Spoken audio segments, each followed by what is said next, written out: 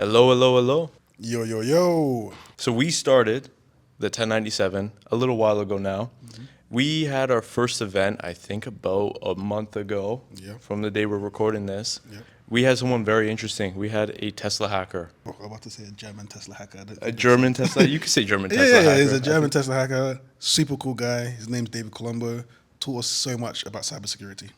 It was a very interesting conversation. So here it is.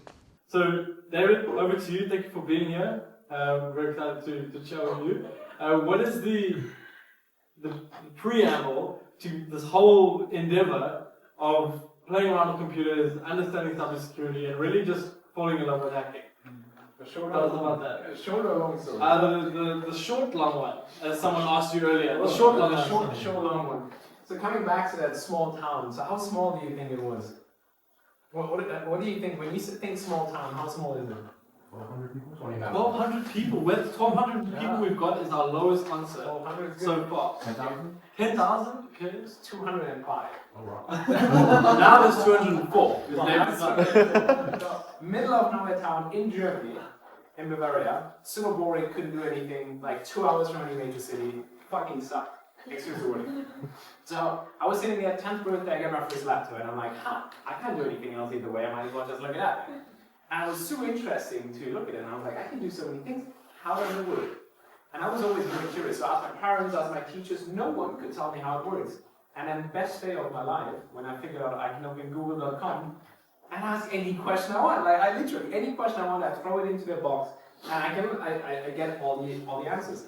And then I was like, well, let's figure out how this thing works. Turns out everything's software and code and all of that. And I thought to myself, if I now really want to understand this, I have to start coding myself. And I thought it's so cool, like you can just build things. I built my first app, showed it to friends in school, no one cared, but I was like, no, this is cool, I just made this, it didn't exist before. And I begged my dad to get my Raspberry Pi and all of those things so I can start playing around with it. And it was great, so I started coding and did that for a while, and then I was around 13, I found my first vulnerability by accident. And I was sitting there and I'm like, now I can do things I shouldn't be able to do. And this really sparked a whole other set of curiosity because I was thinking, well, obviously it's really cool and interesting to learn about hacking and cybersecurity and all of that. But if you now look at where the world is going, I mean, on the other side, this is going to be one of the most pressing issues when we are digitalizing our entire lives, right? I mean, smart homes, autonomous cars, pretty infrastructure. This is not just going to be apps and data behind the screen. This is actually going to be everywhere, right? And then I think the topic chose me at that point, and I spent all my life on it. Like literally until 4 a.m. in the morning, I was sitting there. I didn't care about school at all, just going into this. I remember one time I was actually sleeping, and I think it was music class or something, and the teacher didn't wake me up. I was literally sleeping this entire class. It was great. And then a couple of years into that, I'm sitting in school in Germany, 10th grade, and I asked myself, why should I sit here and learn Latin if I could be out there doing cybersecurity? What's the chance that I'm going to meet a Roman who only speaks Latin, and what's the chance that cybersecurity is going to be a fool? It was like this balanced thing. And then the only logical conclusion that led to was, I got to drop out of school. And in Germany, you cannot do that. By law, you're not allowed to drop out of school. And I was thinking, there's always a way around something. There's always something you can do. So I actually found someone at the German government who was giving me a special permission to then drop out of full-time, which was great. And then I thought to myself, well, what do I do now? And I actually got a really awesome job offer in Germany, and I called them back and I said, I'm not doing it. Because if I don't work for this one company or this one project, the impact that I can have is super limited. So I'm like, I'm going to start my own company. Guess what? In Germany, you can't do that either, which is horrible. And I'm like, well, nothing prevents me from still doing things. And then as soon as I turned 18, got it all registered, got it all put in there, which was interesting. I actually had to find a telefax machine to fax something to the government to get a company registered. Beautiful. Germany, right? Which, I mean, here 24 hours, Stripe Islands, you have Delaware in. Germany it doesn't work like that. So the country, but that's a different story. Germany is really, it's a whole shit show on its own. So I started doing things, and I was like, well, I can actually use those skills to help protect all of the things that we're building. So one of the first things I was helping to protect was this Cambridge professor built a healthcare application to actually go ahead and measure blood sugar and insulin levels, and then automatically inject insulin. And then went to roll it out to market, and then we're like, well, if someone hacks that, we have a problem. So we need to do an audit on it, which was really cool, right? And then I still had a lot of free time. I mean, I started this thing, like, looking back, totally ridiculous, like, middle of nowhere in Germany. I'm like, I'm going to start my company. No money, no connections, but I was like, so let's do it, right, and see what happens. And then I still had a lot of free time. And I started I call it security research, you know? You just hack into things and see what happens. So one time I actually hacked into Red Bull, which is beautiful because they have a policy that once you hack into Red Bull, they're going to ship you a shitload of Red Bull. Ever since, I'm fairly addicted, which is another problem. And then the Tesla story came up with, and this is something fascinating because, and universities really mess it up because everyone always thinks hacking is this, oh, you get all those tools and you do all those things, and it's not. So hacking, for me, which I think should be the consensus, is you have to deeply understand how something works, and then all the issues just lie in front of you, right? So I've never wanted to hack. I never wanted to hack a car. I just want to figure out how the damn thing works because I thought it's cool, you know? It's like, I'm not a car guy, but a Tesla is an iPad on wheels. So I was like, this is so cool. How does it work? And then the first problem I had encountered was, I don't have a Tesla. The second problem I encountered was, I don't know anyone that has a Tesla. I mean, we don't know in Germany, right? So what in the world am I going to do? But I was thinking, it's a modern car, it's connecting to the internet, sending data somewhere, it's doing something. So I'm like, well, I'm connected to the internet as well. Let's see what I can find, right? So I started poking around with the whole cloud infrastructure thing, trying to figure out if there's something that what can I actually do? And it was so interesting because I never thought that I actually get anywhere. I never thought there would be actually something there that I could find. And I started poking around this main server that they have, that they call the mothership, that every Tesla connects. Started poking around there, and I didn't find much, but within that same infrastructure, there was a software connected to it that was displaying charging statistics and a lot of other things.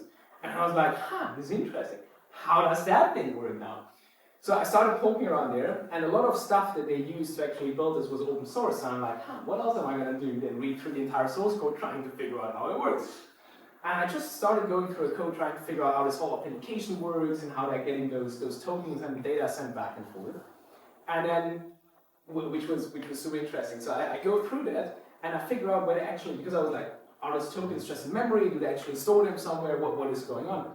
So I figure out that they actually take those tokens that they generate and store in that application. And the first thing I saw was like, there's no encryption, there's no encryption so far. But they get stored into something called repo. So I was like, okay, repo is going to be a vault, it's going to take care of encryption, it's going to be super secure, right?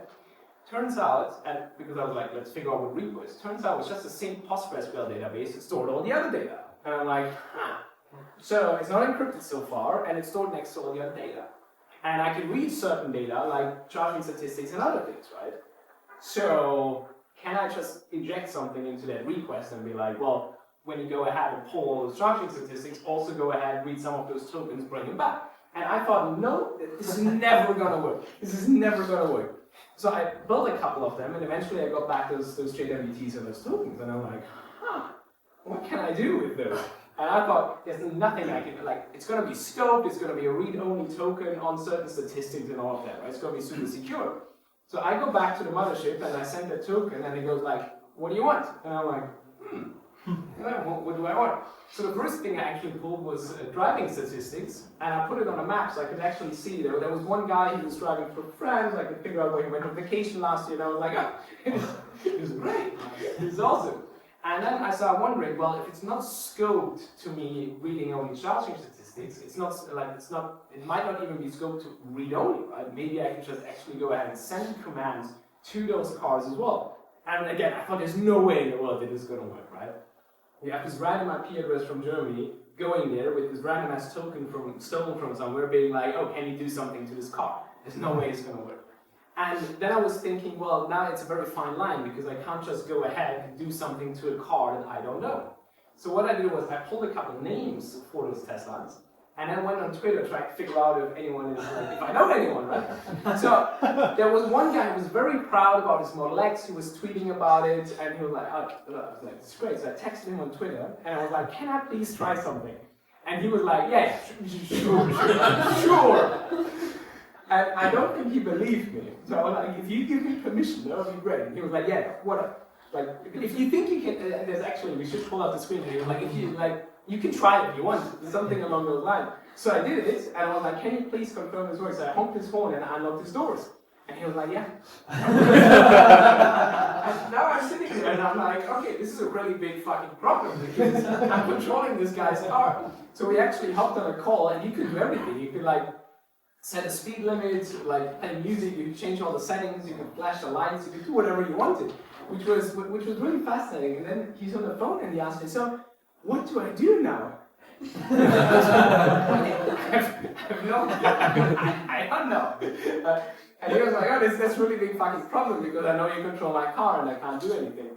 And this whole story was just, it was literally insane. So I put an entire write-up together, I sent it to the vulnerability disclosure, sent it to all the owners that I was in touch with as well for them to know what's going on. And then for me, the story was done, it was over. Like, it's a cool thing, I did it, it's done. And then I was thinking, you know, what do you do with cool stuff? We put it on Twitter. And I thought no one in the world is ever going to read this. So I put it on Twitter and I go to sleep. And the next morning I wake up and a friend is calling me and he's texting me and he's like, David, there's a Bloomberg story about this. And I'm like, hold on. There's a Bloomberg story about what? And I opened Twitter and it got 4 million views overnight. And I was sitting there, like, everyone was talking, like Bloomberg, TechCrunch, CNN, Business Insider, like everyone was talking about this, that apparently this random kid from Germany just managed to hack into this $1 trillion company. And then everyone was like, where's the proof? Where's the proof? And I'm like, well, if I not put this on Twitter, then everyone can just do it and the whole world is going to be a mess. And then those Bloomberg reporters that reached out to me, I got in touch with them and I just sent everything to them. I sent them the code, I sent them the screenshots, everything. And then Bloomberg put out this article, was like, oh yeah, we've seen it, it's legit.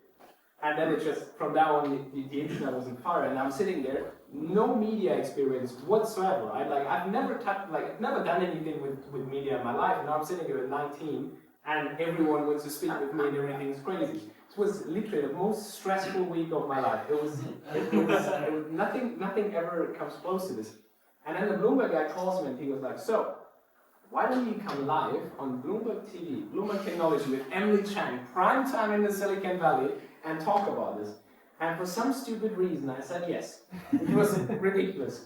So I'm sitting there, I put on my best shirt, I set up the Zoom, set up the lights, 11 p.m. in Germany actually, and then 10 minutes before the interview, biggest mistake of my life, I Google how many people watch Bloomberg.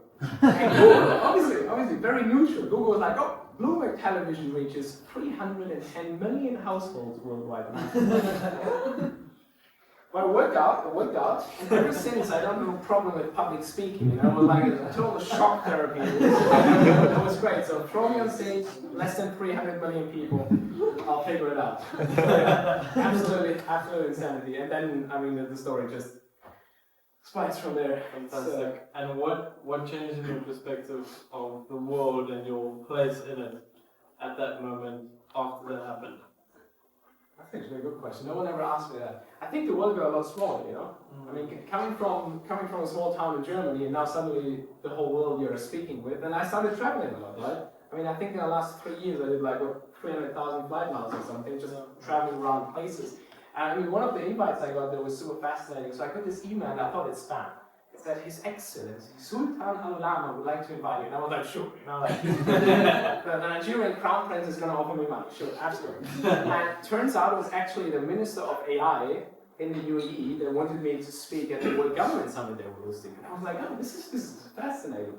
So I wasn't traveling a lot before. I wasn't growing up rich, so I always thought traveling sucks. You know, you sit in those planes and it's all horrible. They sent a chauffeur to the middle of nowhere. They drove me to the airport, Emirates business down to Dubai, private track on the airport, and it was great. And I remember, so the World Government Summit is a very interesting event. They have all those ministers and prime ministers, and they just talk about challenges for future governance. And I remember standing in the middle of this conference center, which was World Expo they were hosting, and like there was so much going on. I remember standing in the middle of this event, and I thought to myself, I should be nervous right now, and I'm not. It felt like being exactly at the place that I should be in that moment, and it was awesome. Like it was just standing there for a minute, being like, yeah, this is what I have to do. And it was really interesting. And what was the response from the family and friends from the tiny little town? What happened to them? It's quite interesting because the amount of friends that I had was very, very small. because most people were just it's just boring. I feel like a lot of people in San Francisco can resonate with that, right? Because if you're doing cool shit and no one else is actually doing anything, it's like, you feel like you're almost like, you can't breathe. Yeah.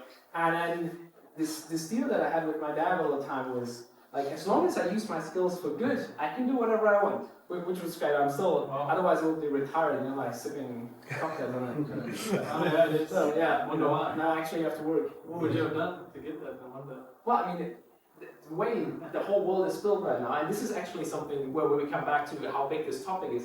Do you know how North Korea finances their nuclear weapons research program?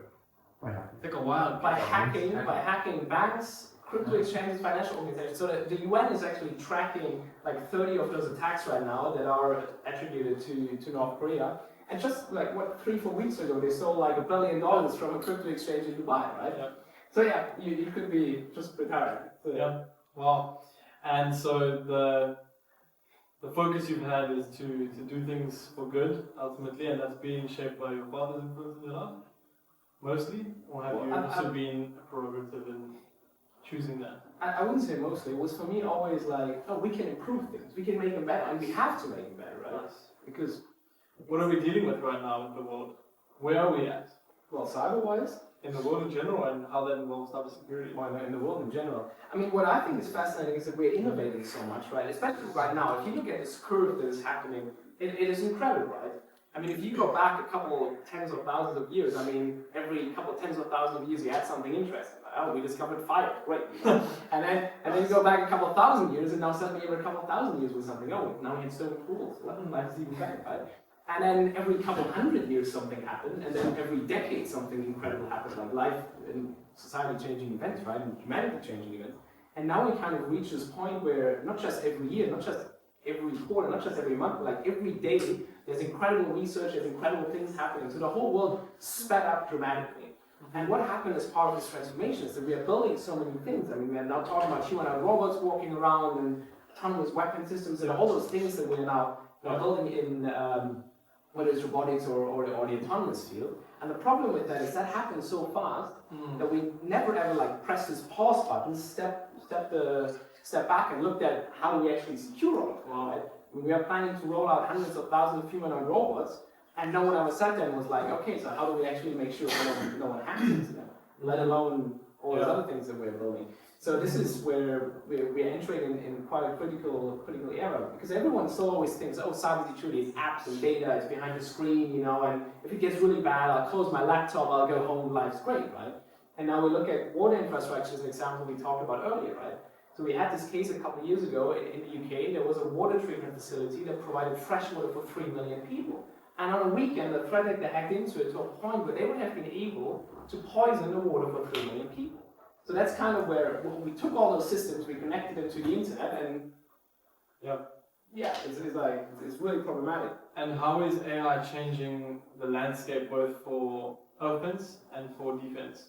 But it's getting even faster, right? And that's something where now, I said this to a CISO the other day, I said, it's now humanly not possible anymore to actually react to everything that's happening, because obviously threat actors on the other side, they look at it as like a business. I mean, they're not doing that for fun, right? They have financial incentives, or they want to gather certain intelligence.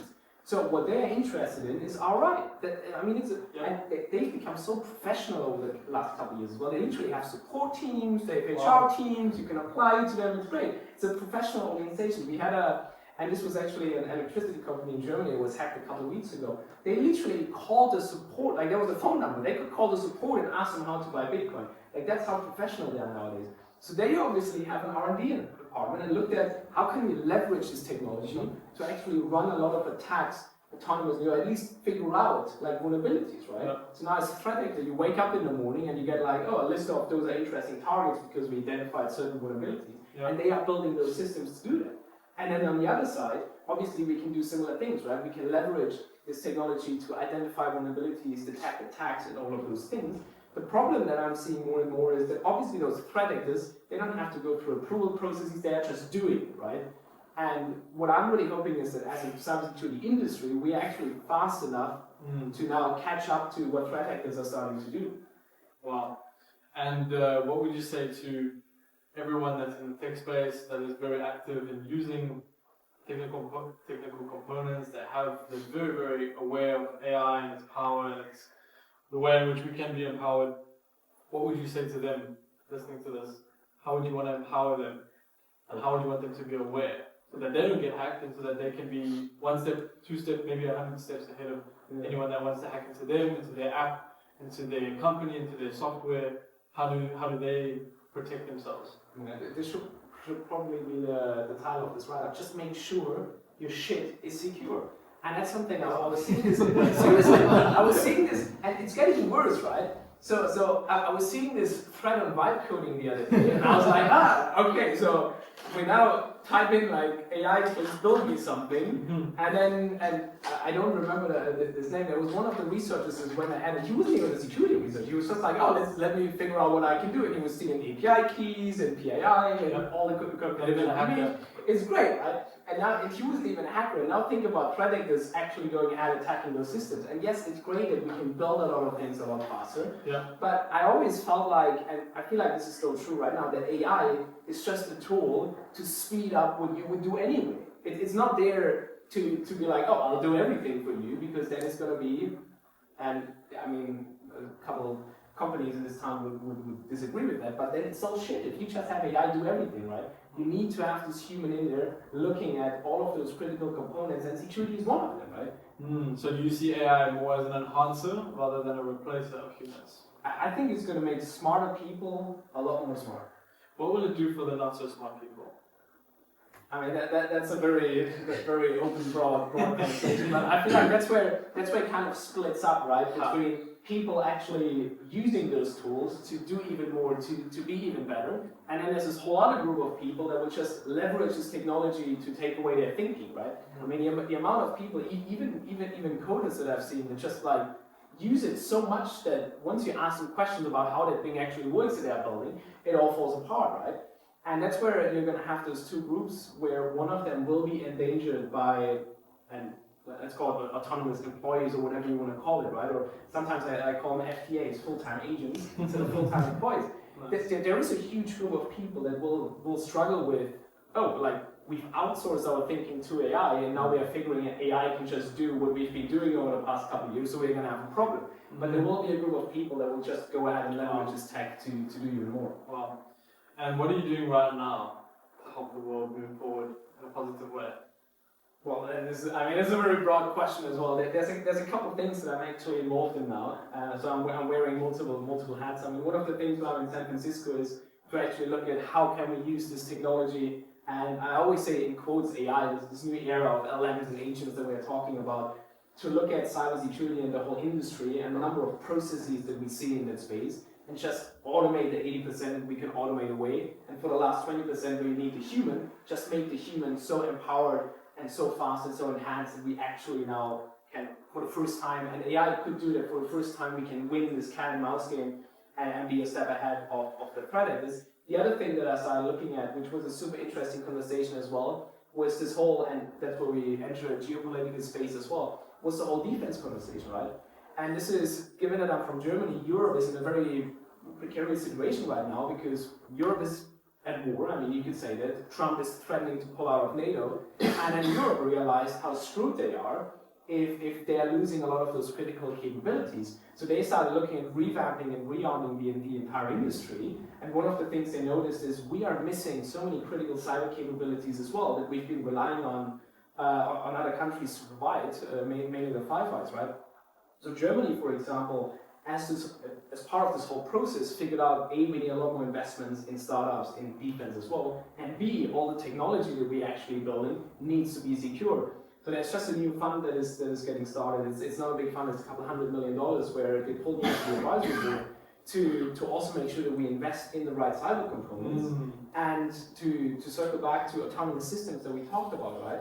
There's so many autonomous systems also in defense space that you can't put a full cybersecurity team on top, right? Like you can't sit a cybersecurity person on top of an autonomous tank to make sure that thing doesn't get hacked. Yeah. So you need a different layer of intelligence that can actually monitor what is happening and what's going on, and AI is perfect for that as well. Wow, fantastic. We are closing up with time here. I wanted to make some space for some questions from the audience.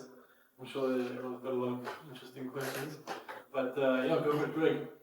Yeah, so really pleased to be invited to this, just a great session, truly inspirational. I love the energy that you bring in with that curiosity and a little bit of rebelliousness. That's kind of how I grew up in the streets of New York City. And coming from automotive, having worked for 3 automotive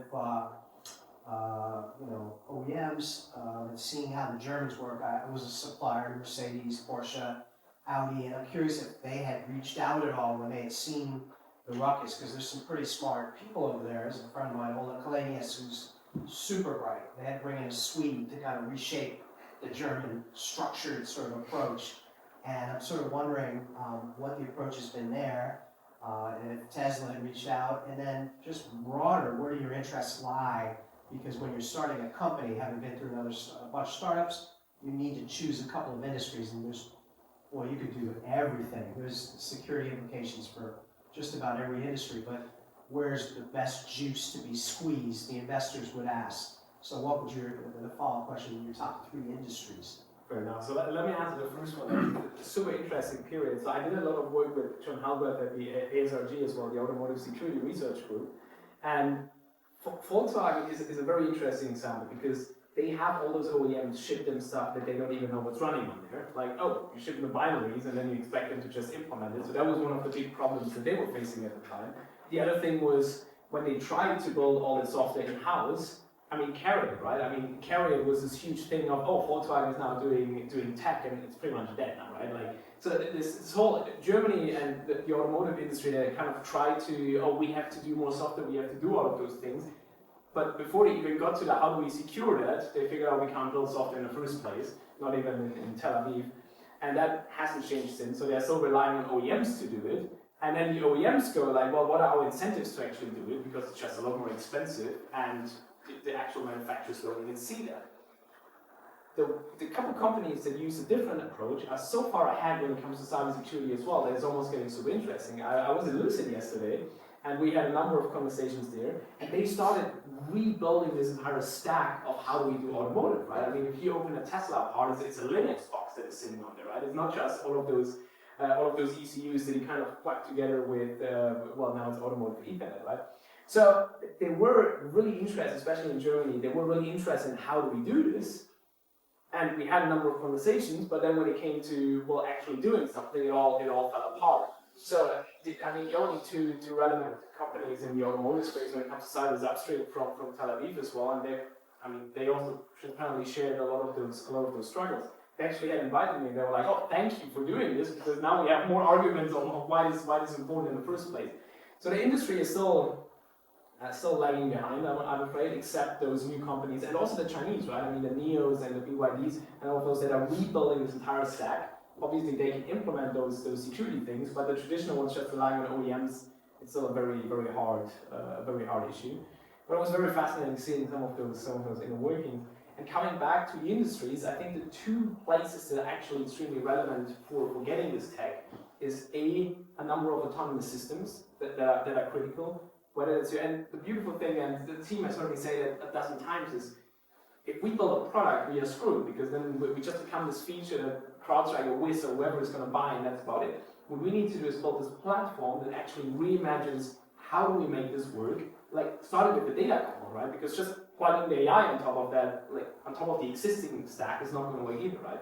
So building the data component, then figuring out how do we make AI useful, not as this one use case, but as like a framework and a platform, and then we can actually go ahead and, so what we did is we built it so agnostic that you can deploy it anywhere. You can deploy it on a ship, you can deploy it in a cloud, wherever you please. So we built this platform that we can now start put those use cases on top that we say, oh, you're an enterprise organization, we can just connect to this enterprise stack and do it, or you want to deploy this on an autonomous system, we can just deploy the stack there and go ahead and use the local sensors we have on the device. So we build it in a way it's fully agnostic, and now when it comes to, so it's not a technology question anymore of what do we build it for, now it's really purely a go-to-market question, who do we target to get it in the first place? And the huge benefit that we have there is that because I was doing all this work with those large enterprises after the Tesla story, I was speaking with Google Cloud and Netflix and Hewlett Packard Enterprise, because they asked themselves this question, oh, if those attack vectors are there with other trillion-dollar companies, let's have a conversation.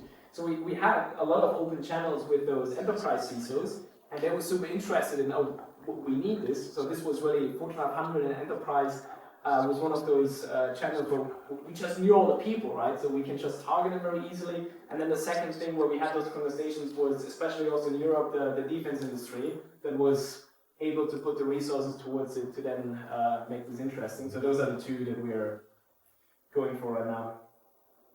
So, Awesome. Go for it.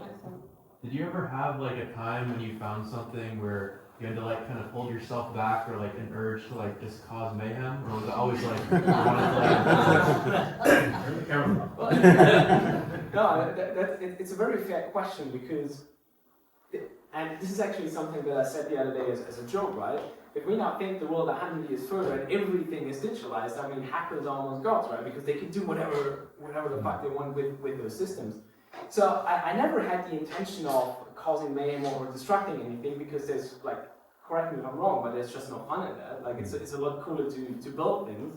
What I always thought is really important is that we expose how bad things are and what could happen. But I never had to doing things. The things I always had to hold myself back was out of curiosity going further. So I mean, well, the Tesla story was as well where like there probably would have been a lot more things to look at, but you know, once I knew that this is a confirmed issue, I recorded it directly in order to get it fixed, because that's where it's a very legal gray zone, right?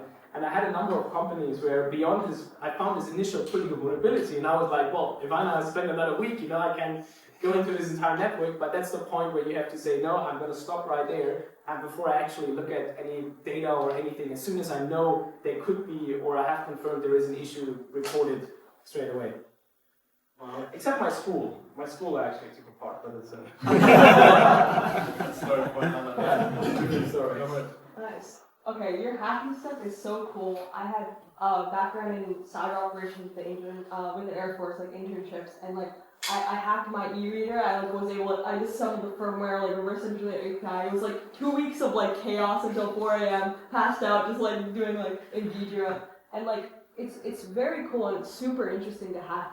But I think one thing is that right now I'm doing a startup where it's not focused on cybersecurity, but I'm still really passionate. But it feels like cybersecurity is evolving so fast. How do you keep up with the trends? And like we live in this knowledge era where it's exploding, where you know you have crazy hacks like Meltdown Inspector, and like Rowhammer and things like that. So it's like, how do you even like keep up with all that? Well, I love reading. That's very beneficial. Yeah. So the one piece that I'm always doing is just skimming through all those. And the beautiful part is all of that still getting published on Twitter and X first before it actually hits the news. So if you know the right people that regularly publish this stuff, there's a lot of things that you can read through. And the other beautiful piece is the community. It's not that big. So if everyone is always in the same place, I mean, RSA next week is a great example, right? This whole city will be full with cyber people. So at some point, you know all those people that work on those cool projects, and then you just are in those communities and those circles to know what's happening. I mean, there's a lot of. You have specific like organizations or places to read, like get information that are like top of mind. I mean, for broader, to also get the less technical things, the Hacker News is always a really great one. That's interesting. Yeah, I think it's probably one of the best to get like an overview of. Who's a top person on X that people could follow if they want to step to it? Put one of your head. There's two. But I have a list, I think. Maybe they could go to your X profile and see who you're following. David underscore Colombo. I think there's no underscore, unfortunately. It might not be. But David Colombo, Colombo. You can check him out on X. I haven't posted it. No, but you will. Rather quickly, yes. So these weird anomalies that you do find, if you come across them, it's easy for you to be like, somebody probably thought of that. They didn't do this. Like, there's no way. Like, but you continue to go through with it, which is interesting. Because like a lot of it's really easy to say, you know, oh, I'm 19. Like, there's people who've been working on this for years. There's no way. But then you went through with it. Which is what I'm curious about. Like, for the other vulnerabilities, or really any innovations that you discover, do you continue to go through that? And why, you know? Well, this is out of curiosity. I think that's the only thing. And that's where we come back to what are you motivated by, right? Because if your main goal is, I need to hack something, it's never going to work out. Because then you go down this rabbit hole and then you give up and you move on to the next thing before you get deep enough to actually find something. But if the main motivation is figuring out how that shit works, then you just pick apart those layers whether you find something or not, right? Because, and this is something that universities always get wrong, because if you go to university to study cybersecurity, they're going to teach you, oh, download those tools, run those tools, you know, and that's not how it works, right? I mean, those tools are nice, but only to speed up what you would do anyway. Where it gets interesting is if you just look at something and you go like, okay, so I don't care, like, I don't even care if I find, and the same thing with Tesla, right? I didn't care if I find anything. I just want to figure out what is like beyond the next, like, how does this work? And then once you figure out how something works, it just, like, all the vulnerabilities line themselves in front of you. It's great. They come to you. Nice. Strange, yeah. Just very curious. So I actually find it interesting. You take a first principle approach of like understanding everything cohesively from the ground up, and you kind of like, oh, it just makes sense. But that's the point. But my question is, what's like the biggest legal trouble you kind of like walk around, and what was the deepest vulnerability that you're like, oh, this could like really wreak havoc on the world? Yeah, well, you know, I don't want to get arrested. So. There's a Yeah, certain there's level a- of confidentiality Yeah, to this. that's a problem. So, you know, this is actually something that I figured Good out. question though. So, there's so many things that I feel like the industry should speak about, but they actually can't. Because there are things that actually would cause mayhem. The problem is once you speak about them, then threat actors hear about it, and then we actually have mayhem. So, because there's a number of pieces of critical infrastructure, and there's one thing we can talk about. So, a friend of mine, Cynthia Kaiser, she's Deputy Assistant Director at the FBI for the cyber unit. And so it's now public, they reported, they were writing, Chinese threat actors are sitting in US critical infrastructure just waiting to pull the trigger. It's not like, oh, conflict happens, they have to enter it. No, they already sit in there and they just wait, whether that's your telco infrastructure, whether it's pipelines and other things, they just wait to pull the trigger to shut off this entire country, which is problematic. And this is just the stuff that is public, so there's more critical things that are not public. And when it comes to kind of the legal aspect, that's something where about, 20 years ago, when this whole thing came up in the first place, you literally had Kevin Mitnick is a good story. I mean, you literally had researchers get arrested, and then judges were sitting there and they were like, well, he did something illegal, but we don't even know what to do now. We don't even know how to prosecute him. And then it went to, oh, people are definitely doing something illegal, and it's called hacking. We do prosecute them actively.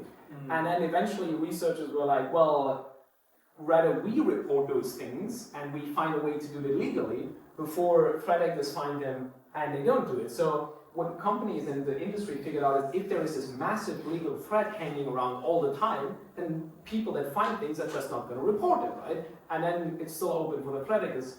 So they started establishing this thing called vulnerability disclosure policies, and with safe harbor clauses that specifically state if you act in good faith and you find something, you can report it. We are not going to prosecute you. Everything's going to be legally fine. You just have to act in good faith. As soon as you find something, report it, and then everything will be fine. And that's something that has since been more and more widely adopted, and organizations actually, a lot of them, including Tesla, if you go to their website, they will have this policy that states, find something, send it to security at, and then everything will be fine, which is a huge success in my opinion. We actually established those pathways of reporting if people find something. Yeah. Well, thank you so much, David. Thank you a lot, and James, for hosting us here in your beautiful home and the videography tip.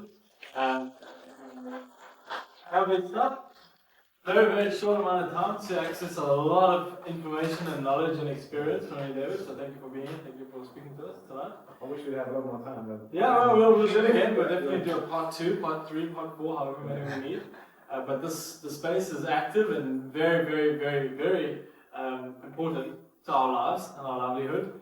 And the fact that we have electricity is because no one has hacked into the writing board. And the fact that we entered into this building was because nobody locked us out through the interface, which is digital, if you didn't notice. So, electronics is everywhere, hacking is everywhere, very important. Follow David on LinkedIn, David Colombo, as well as X, and LinkedIn is preferred. But thank you for coming, everybody. Lovely to have you all here. Thank you for the questions.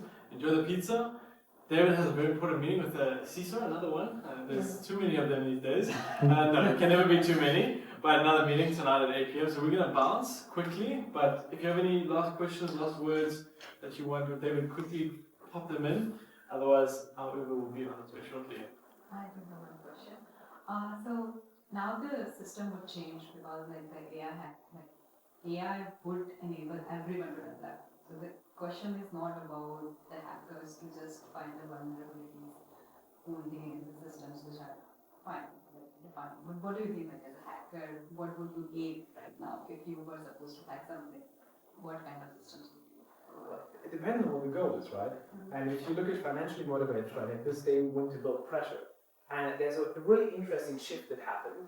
If you take a look at, I mean this whole thing, your private computer got ransomware on it, and then you have to buy Bitcoin and pay it. It kind of faded away because threat actors realized, oh, we make so much more money attacking big enterprises because they actually have the resources to pay millions of ransom.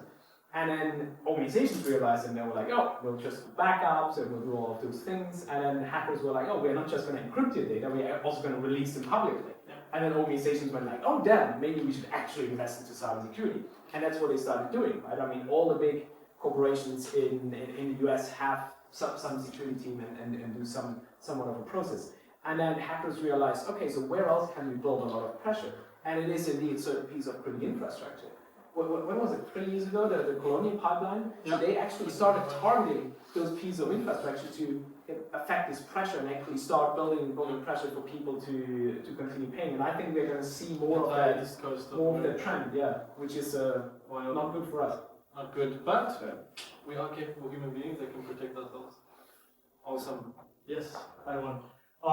If you were to go to DEF CON in the car hacking village to try to win the Model 3, what exactly would you do once you got there? Ooh, now it gets interesting. Well, I feel like we need a lot more time to answer because there's so much bullshit, right? There's so much bullshit. And remember, the early Model S, you could remove the driver's side panel and you can actually pull out the cable and SSH into the box that was on there. And they removed that. So the two things that I probably will look at is what can we do via this Wi-Fi interface that they still have in those damn cars, and what can we actually physically plug into the board that we somehow bypass this damn root protection experiment. Because there are some Teslas, and they get sold for a lot of money, where this fuse is not good, and you still have your root account on the standard chip. And I feel like we should find those and then figure out what's running on it. So we need to figure out what's still running on those cars, because that's something that the industry lost since we can't actually look at the cars anymore, and then we can go from there.